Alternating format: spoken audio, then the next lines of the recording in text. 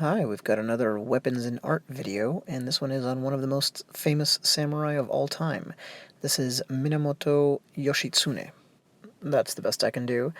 He was active in the late 12th century and helped his brother, I think actually half-brother, basically gain control of Japan. This large bronze sculpture is from 1895.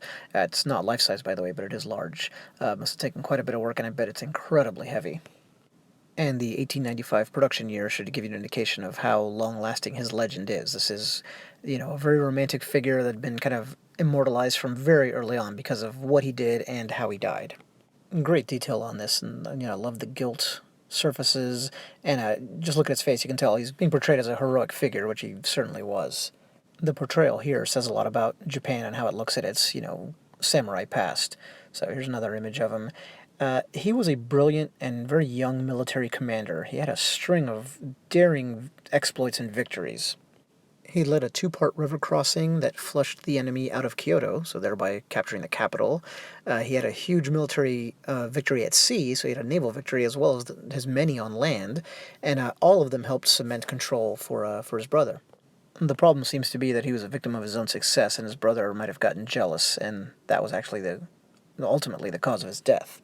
What happened was a civil war of sorts started between the two, and finally Yoshitsune ended up outnumbered so badly that he ended up living life on the run, up in the hills, kind of like a bandit / Robin Hood type figure, and that of course only added to his legend. So he fell from grace, and finally outnumbered, he was surrounded by men not of his brothers, but of a lord who was worried that if he didn't capture or kill Yoshitsune, kind of in his own land, he'd pay a price. And he then went to the expedient of, you could probably guess, right, a samurai, committed suicide. That part reminds me a lot of the end of Hannibal Barca. And in Western terms, Yoshitsune seems kind of like a combination of Hannibal and Alexander, as in Alexander the Great, in certain ways.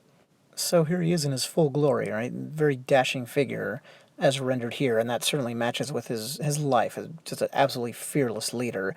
So it's definitely what they were going for here. And now let's take a look at some of his armaments. First ones are not going to surprise you because they are the two swords stuck in his belt. That's known as daisho, and it's the combination of the katana and the wakizashi. Horrible pronunciation, I'm sure.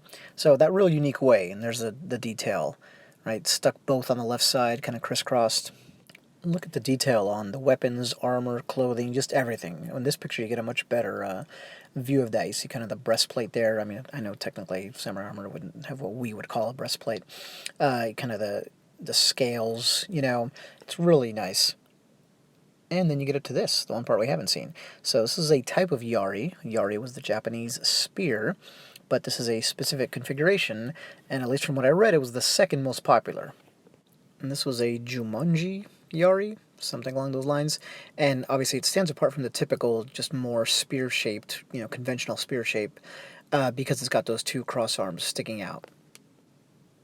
Here's a great picture of some of the different types, and you can even see different sizes in this one and slightly different configurations. Like sometimes the arms are pointed inwards more, and it would technically get a different name, but it would be then an offshoot of the jumonji, which itself was an offshoot of the yari.